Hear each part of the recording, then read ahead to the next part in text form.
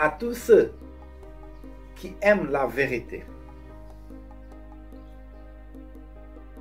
je vous dis bienvenue à l'ère du Verseau.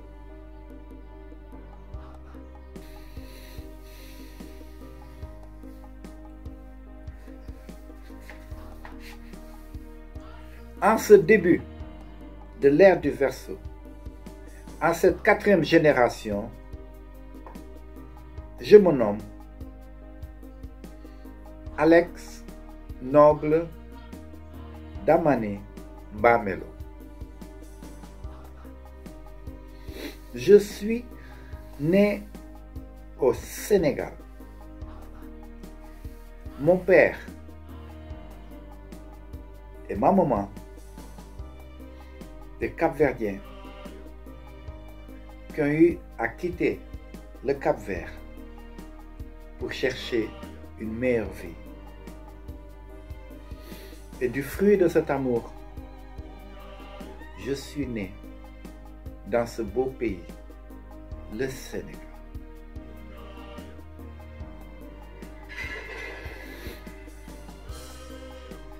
Alex, comme chacun de nous sur cette planète, a un rôle, a une mission. Certains sont conscients et d'autres non. Certains sont là pour mentir, pour cacher la vérité. C'est leur mission. Et d'autres sont là pour dénoncer le mensonge et annoncer la vérité.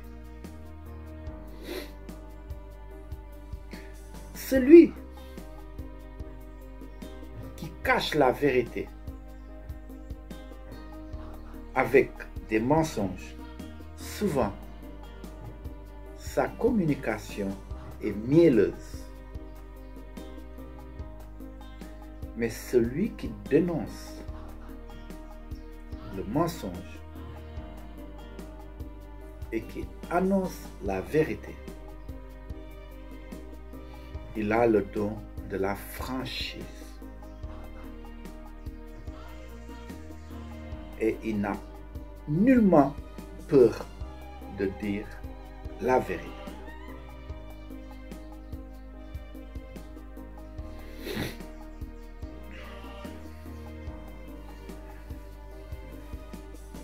Ceux qui croient au mot hasard sont libres de croire. Ce mot existe dans le dictionnaire. Mais je vous dis, il n'y a pas de hasard. Il y a la destinée. Chacun a son destinée, a sa destinée. Et chacun, dans son ADN, dans sa main, chacun, je dis bien, a un rôle à jouer. Chacun doit jouer son rôle. Sinon, il a raté sa mission. Présent. Est-ce un hasard que je sois dans cette 4e génération, début de cette 4e génération, né au Sénégal? Je ne crois pas à ça.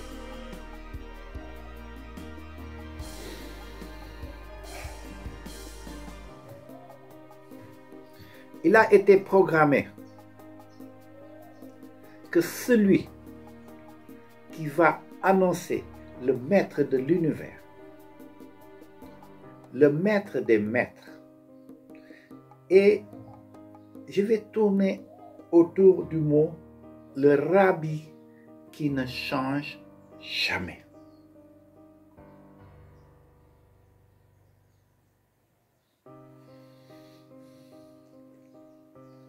Ce rabbi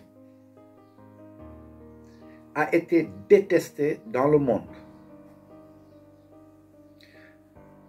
Ce maître a été minimisé.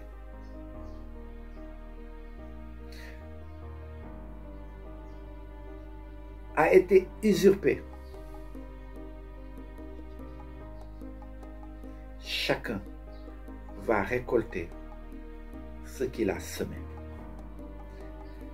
Dans ce monde actuel, les gens disent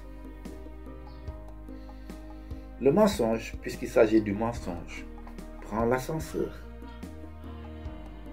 Mais la vérité, l'escalier, pas à pas, au moment T, il surgit et il reste pour l'éternité.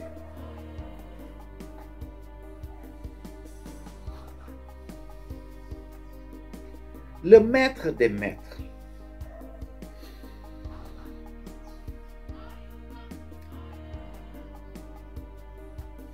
est, comme nous tous, un humain. Mais il est autrement créé.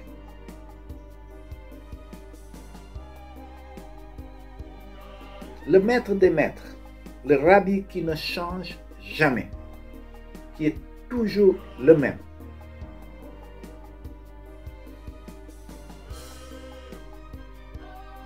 C'est le rabbi.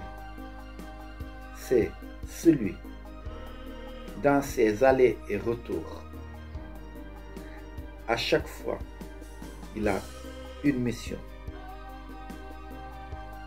Quand il finit sa mission, il revient pour une autre. Parfois dans le même pays, parfois dans un autre pays. Alpha, Oméga. Voilà pourquoi il est apparu dans toutes les contrées de cette planète Terre. Rétablir la vérité, enseigner,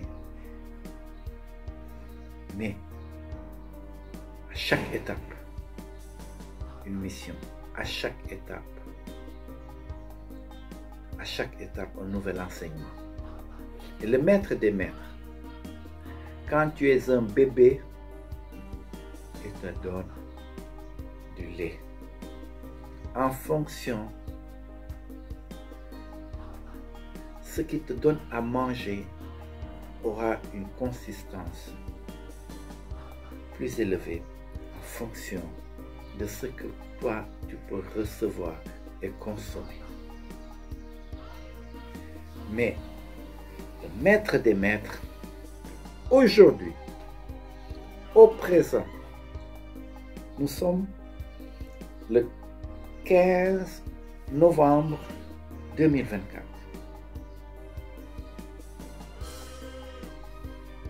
Le bébé a grandi, il est devenu adulte.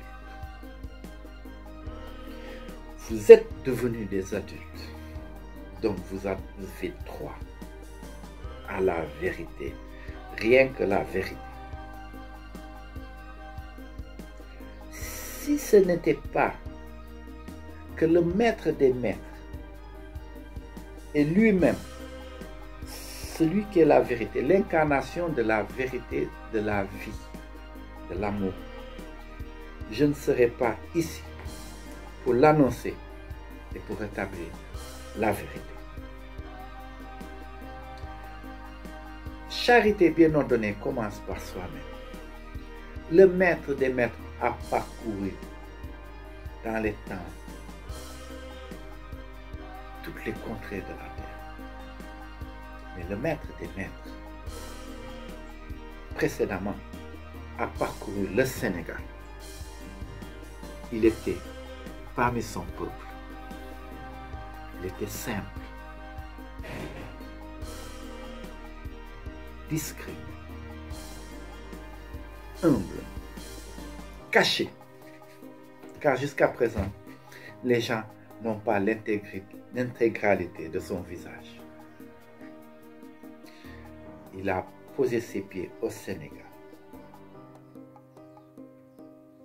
Et quand il est venu au Sénégal, le maître des maîtres, le rabbi qui ne change pas, se nommait Cheikh Ahmadou Bamba. Et Cheikh Ahmadou Bamba, ses ennemis ont soupçonné, ses ennemis l'ont observé, ses ennemis ont eu une admiration pour lui, car même les gens négatifs, à un certain moment, devant une personne parfaite, une personne juste, ne peut que céder et dire cette personne n'est pas n'importe qui. Ses ennemis l'ont glorifié. Ses ennemis ont fait un témoignage extraordinaire. Et dans ces vidéos, nous allons révéler des témoignages de ses ennemis. Cheikh Ahmadou Bamba était le précurseur d'une voie empruntée par des milliers d'hommes. Une voie dans laquelle chaque vie d'un disciple véridique suffit de preuve pour étayer l'authenticité de l'islam. Cette voie est la continuité de la voie droite, celle des illustres bienfaisants, quelle que soit leur époque, la voie de la vérité et de la soumission, la voie de l'amour de Dieu, des prophètes et de toutes ses créatures. Le Cheikh Ahmadou Bamba a été initié très tôt aux sciences et à l'adoration de Dieu, ce qui l'éloigna de toute ambition matérielle. Depuis son plus jeune âge, il éprouvait un amour pour son Créateur. Ses parents racontent qu'il s'imposait des prières pendant la nuit avant même d'être envoyé à l'école coranique. Ce, parce que son père lui avait dit qu'il était dans les habitudes des gens pieux de prier pendant la nuit. À cette époque, il ne savait sûrement pas ce qu'il fallait dire dans la prière, mais il s'agit ici de montrer son souci, depuis son enfance, d'imiter les gens pieux. Comme il a grandi avec cette ambition de rencontrer Dieu, il était naturel qu'il désirât tout ce qui le rapprochait de lui et craignit tout ce qui l'en éloignait. Le Cheikh Ahmadou Bamba n'aimait ni ne détestait qu'en Dieu, par Dieu et pour Dieu. Il n'avait d'amis et de compagnons qu'en Dieu. Il ne se déplaçait et ne se reposait que pour acquérir l'agrément de Dieu. Il ne se préoccupait des profits temporels que quand ils étaient acquis pour Dieu et dépensés pour lui. En effet, il ne se réjouissait des biens de ce monde que quand ils étaient dépensés dans les œuvres de bienfaisance. Il s'en réjouissait alors parce que cela était agréé par Dieu. Par ailleurs, tous ses discours étaient axés sur la mention des sublimes noms de Dieu, la recommandation de la bienfaisance et l'interdiction de la malfaisance.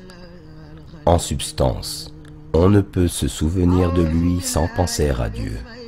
Certes, il est l'un des meilleurs parmi les hommes, car, comme le dit le messager de Dieu, la meilleure personne dont on doit rechercher la compagnie est celui dont la vue nous rappelle Dieu, dont les paroles augmentent notre science et dont les actes vous font penser à l'au-delà. Or, Cheikh Ahmadou Bamba est l'une des personnes dont le souvenir fait penser à Dieu. Car tous ses discours, ses audiences, ses actes nous rappellent Dieu. Cette réalité est constatée dans sa conduite envers Dieu par tous ceux qui l'ont fréquenté. Cela est attesté par sa droiture, par sa conformité à la loi formelle et par la clairvoyance exotérique renforcée par la lumière de la vérité. Il est à noter qu'il ne s'est jamais servi d'un bien douteux. Et parmi les nombreuses offrandes que les gens lui amenèrent, il n'en utilisa que celles qu'il savait légalement acquises. Tout ce qui précède témoigne de son aversion pour l'illicite et sa méfiance envers les choses douteuses. De plus, son attachement au Coran et l'estime qu'il lui accordait étaient sans précédent. C'est le Coran qui l'a guidé dans sa quête de l'agrément divin. Durant toute sa vie, il n'a d'ailleurs jamais cessé de glorifier le Saint-Coran et de magnifier sa grandeur. Aussi, récitait-il le Coran fréquemment. Sa récitation se poursuivait durant les heures du jour et de la nuit. Le motif de ses fréquentes récitations du Coran résidait dans son authentique espoir que ce serait un moyen de jouir de l'amour de son Seigneur, de se rapprocher de lui et d'être en intimité avec lui. Son illustre biographe, Cheikh Mohammed al-Bashir Mbacké, témoigne: comme ceux qui ont fréquenté le Cheikh Ahmadou Bamba, j'ai été témoin de son habituelle récitation nocturne du Coran. Très souvent, quand les gens dormaient, il récitait le Coran à ravir les cœurs, à provoquer l'émotion et à apaiser des désirs excités. Mais il était rare qu'on se réveillât à une heure quelconque de la nuit en jetant un coup d'œil vers sa maison sans l'entendre réciter le Coran. Une de ses activités nocturnes consistait à se promener dans les allées propres aménagées à cet effet, où il récitait le Coran tout comme il veillait à le faire dans chaque coin de sa vaste maison animée.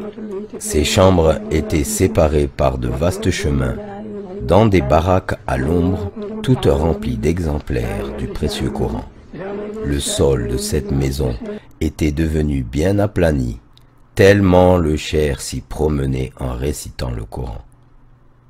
Sa maison était meublée de tapis somptueux, égaux et moelleux, dont certains valaient 1 ou plusieurs milliers de francs de l'époque, et d'autres des centaines de francs, tous déployés pour abriter des exemplaires du Coran. Les cours de la maison étaient proprement aménagés pour les promenades accompagnées de récitation du Coran. En outre, il était rare que le cheikh pénétrât dans une de ces chambres de cette maison sans y effectuer une prière de 2 rakas.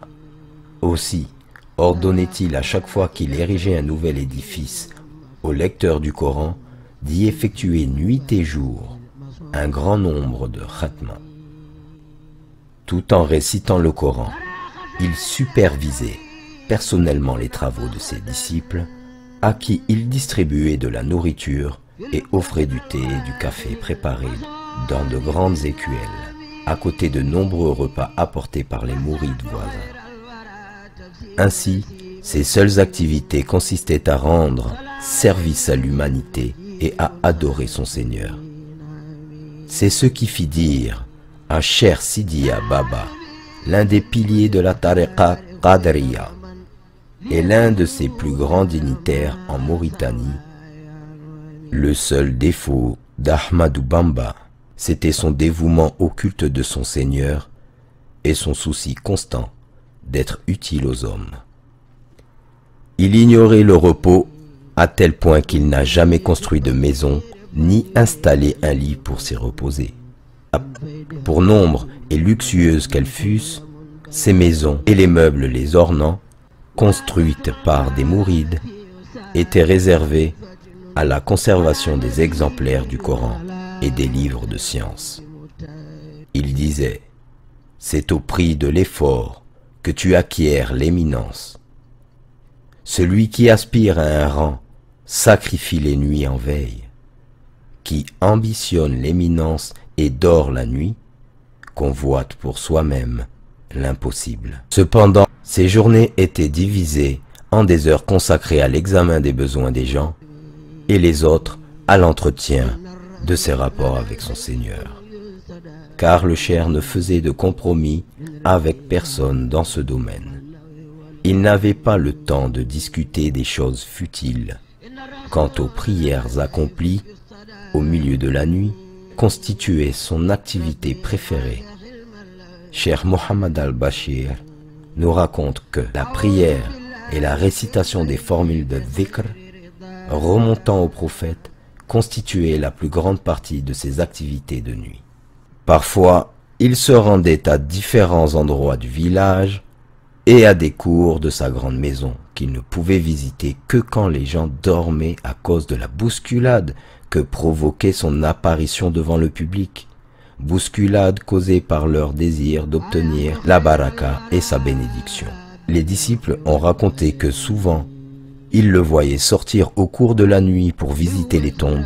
En somme, ses activités diurnes étaient ininterrompues et comportaient toutes sortes d'œuvres surérogatoires. En bref, il considérait ce bas monde comme un court passage où l'on doit réaliser le maximum de bien pour pouvoir obtenir les meilleures récompenses dans les deux mondes.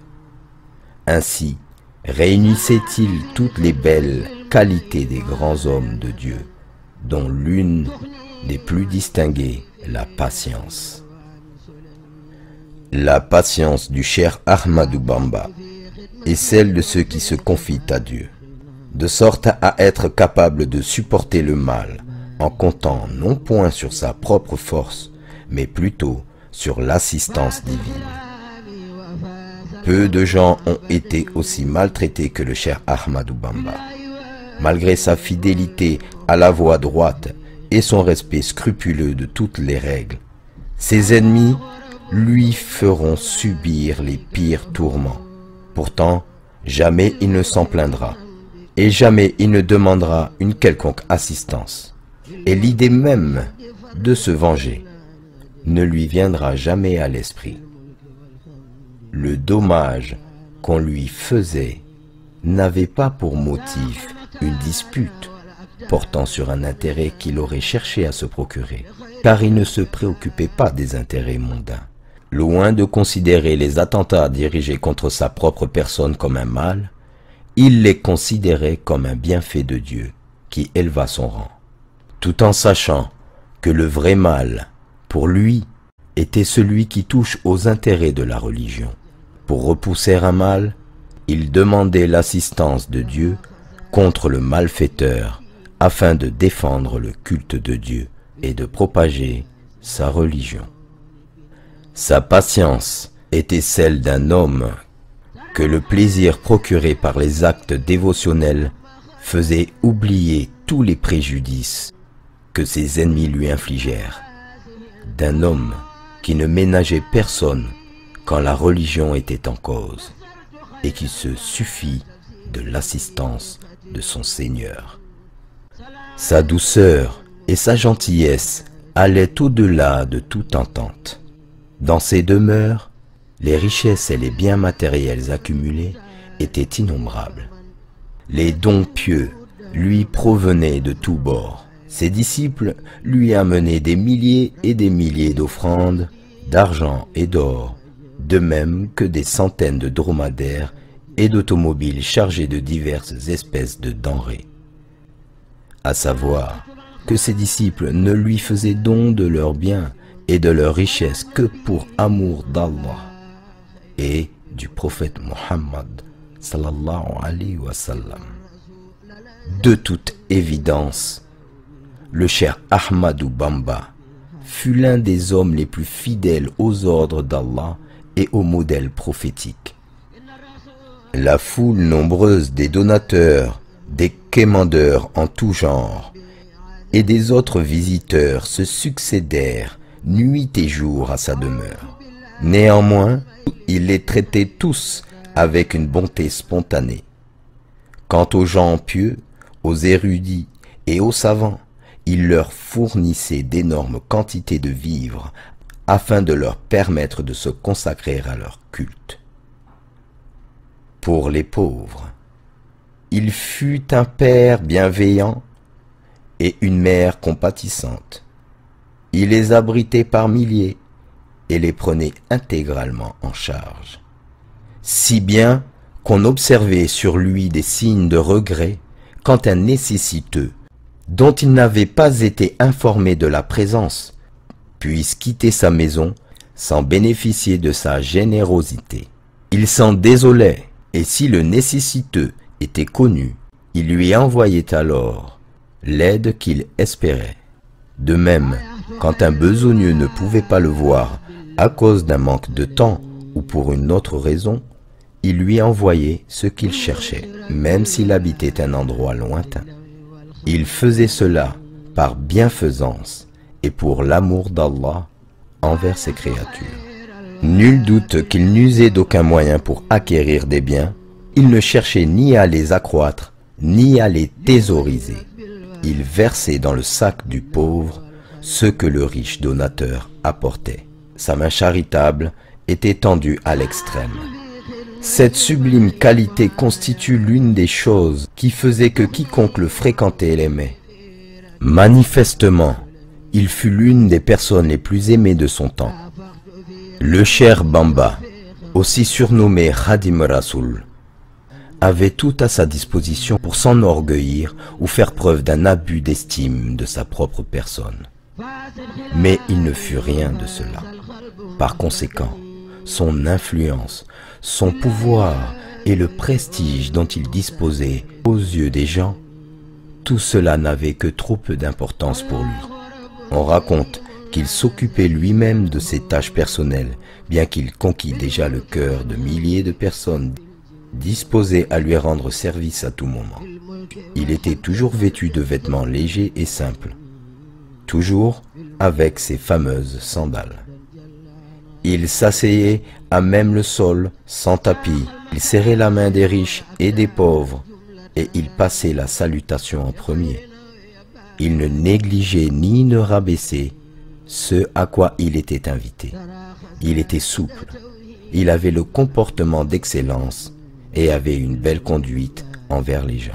Dans le poème « Ô mon compagnon », il dit « Si tu t'imagines être doté d'une prééminence envers un quelconque être humain, ceci avant même d'être parfaitement assuré de ton salut demain, sache alors que tu es un ignorant et un sot, et sois certain que Satan t'a égaré vers la suffisance et la présomption. » Il disait aussi « Quiconque considère sa supériorité sur les chiens, un chien est sans doute au-dessus de lui. » Le Cheikh Ahmadou Bamba faisait preuve de compassion envers tous ceux qui l'entouraient, sa famille, ses amis, les orphelins, les étrangers et même ses ennemis. Il observait les règles de politesse et de courtoisie de la meilleure façon, tout au long de sa vie. Suite au confinement forcé en résidence surveillée qui lui avait été imposé par les autorités coloniales, soi-disant afin d'éviter des attroupements qui accompagnaient ses déplacements, le Cheikh Ahmadou Bamba chargeait certains de ses disciples de s'enquérir de la situation des malades, de transmettre ses condoléances aux parents des personnes décédées en son absence et de s'enquérir de la situation de ses proches. Le Cheikh Bamba Khadim Rasoul envoyait également de l'aumône et de nombreux dons, en argent ou en nature, à des pauvres, à des frères de religion, aux pauvres et d'autres connaissances dont le culte de l'honneur retenait de solliciter une assistance. À propos de sa miséricorde envers les créatures d'Allah, Cheikh Mohammed al-Bashir témoigne: Dieu avait mis dans la créature de notre Maître l'affection pour les croyants et la pitié pour toutes les créatures. Il patientait, s'en remettait à Dieu, supportait les préjudices des ennemis et nourrissait à leur égard de la sympathie, espérant qu'ils seraient finalement bien guidés. Notons que lorsqu'il discutait avec quelqu'un, il le faisait avec une telle politesse que toutes les fois qu'on lui parlait, il n'interrompait jamais et écoutait jusqu'à ce que la personne ait fini. Généralement, cette luminosité éclatante s'estompait, et ce doux sourire, rendant le cœur de tout le monde enclin à être attiré vers lui, nourrissant de ce fait toute leur sympathie à son égard. Sur sa pudeur, Cheikh Mohammed al-Bashir ajoute: il lui arrivait souvent dans sa maison de surprendre un homme en train d'endommager quelque chose ou de pénétrer dans quelque lieu sans permission. Tout en détestant ces actes, le cheikh se contentait d'identifier l'intrus, sans que celui-ci ne s'en aperçoive, disparaissant discrètement jusqu'à ce que l'individu sorte de la maison. Puis, à cause du devoir d'ordonner le bien et de défendre le mal, devoir qui lui incombait d'une manière particulière envers ses disciples, il réunissait tous ses disciples avec le malfaiteur, et tout en leur adressant des reproches d'une manière générale et indirecte, mais de telle sorte que le malfaiteur, s'il était intelligent, comprenait qu'il était visé, même si le cheikh n'ajoutait rien en cela. Ses sublimes qualités, sa personnalité d'amour, sa bonté et sa compassion incitaient les gens qui le côtoyaient à l'amour du bien et à allumer dans leur cœur l'ardeur de la foi. Ce saint homme n'a jamais fait du mal à qui que ce soit, ni par sa main, ni par sa langue. Cheikh Mohammed al-Bashir nous raconte à ce propos: il alertait ses disciples contre la médisance et la calomnie de telle sorte que nul d'entre eux n'osait le commettre. Il ne tolérait même pas cette sorte de médisance dite licite, qui consiste à s'entretenir avec ses compagnons d'une personne absente, même si ce n'était pas dans l'intention de faire connaître les défauts de cette dernière. Il n'a jamais rendu le mal par le mal, et il était un homme miséricordieux, comme l'histoire n'a jamais connu. Au bout de 33 ans de privation de liberté dans la maltraitance et la souffrance, jamais, au grand jamais, il ne s'est plaint. Jamais il n'a pensé à la vengeance. Malgré tout ce que les colonisateurs français lui infligèrent, avec l'échec de leurs manœuvres répétées contre lui, il leur pardonna sans aucune rancune. J'ai pardonné à tous mes ennemis pour l'amour du Seigneur, qui les a écartés de moi à jamais, dit-il. Aussi, je ne songe nullement à me venger. J'ai accordé mon pardon à tous mes ennemis avec pureté du cœur. Cette noble attitude du cheikh, en totale harmonie avec la moralité du Coran, devrait servir de modèle pour les relations interconfessionnelles encore aujourd'hui. Bref, en définitive, par son humilité, sa modestie, son affection et sa prévenance en toutes circonstances, le cheikh Ahmad Bamba était l'un des meilleurs modèles de son temps et le reste tout aussi bien de nos jours. À savoir qu'il ne s'écoule pas un moment où le cheikh n'est pas au centre de toutes les préoccupations de milliers de personnes sur l'ensemble du territoire national sénégalais et bien au-delà. Même ses ennemis, après lui avoir infligé toutes sortes de souffrances, finirent par reconnaître ses qualités supérieures. En 1913, Antoine Martin Lasselve fut nommé administrateur du cercle de Diourbel par la France. À l'issue de sa mission, en 1915, M. Lasselve adressa aux instances supérieures de l'AOF un rapport dans lequel il affirmait ceci au sujet du cheikh. Ce cher Bamba détient certes une puissance innée dont la raison ne parvient pas à saisir la source et expliquer la capacité de forcer la sympathie. La soumission des hommes à lui est extraordinaire, et leur amour pour lui les rend inconditionnels. Il semble qu'ils détiennent une lumière prophétique et un secret divin, semblable à ce que nous lisons dans l'histoire des prophètes et leur peuple.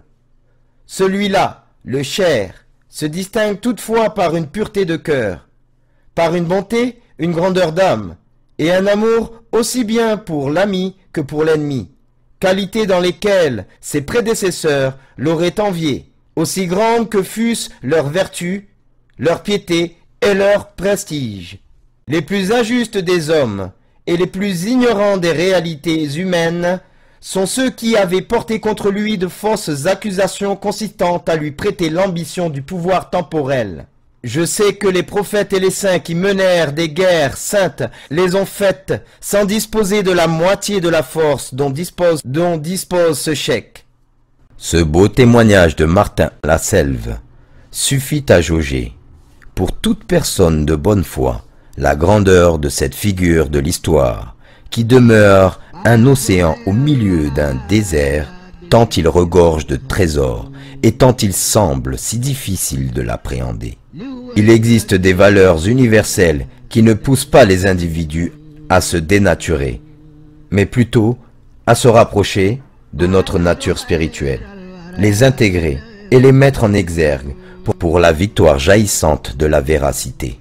Mais l'homme ne vaincra que lorsqu'il réalisera l'équilibre nécessaire à sa spiritualité, en renouant avec son essence éthérique à la réalité de ce bas monde. J'ai certes été envoyé pour compléter les nobles caractères, pour citer le prophète Muhammad sallallahu alayhi wa sallam à ses compagnons. Le cher Ahmadou Bamba Khadim Rasoul enseigna et éduqua ses disciples en ce qui leur serait plus profitable dans le monde terrestre et dans le suivant. Il leur enseigna tout ce qui authentifie leur croyance en l'unicité divine, les incitant à la pratique religieuse de la plus belle manière qui soit, nourrissant leur amour à Dieu, au prophète Muhammad sallallahu alayhi wa sallam et aux gens de bien. Ce faisant, il inculqua à ses disciples le mode de vie à adopter vis-à-vis de leurs prochains, mais aussi l'amour, la compassion qu'il faut nourrir envers eux, si bien que cela les protégerait de tout mal susceptible de nuire à leurs âmes. C'était un homme intègre qui transformait quiconque le fréquentait. Son attitude, faite de compassion, de tolérance, de compréhension et de patience, fut la voix qui fit naître dans les cœurs un profond amour pour l'islam et le prophète Muhammad. Que la paix et la bénédiction d'Allah soient sur lui.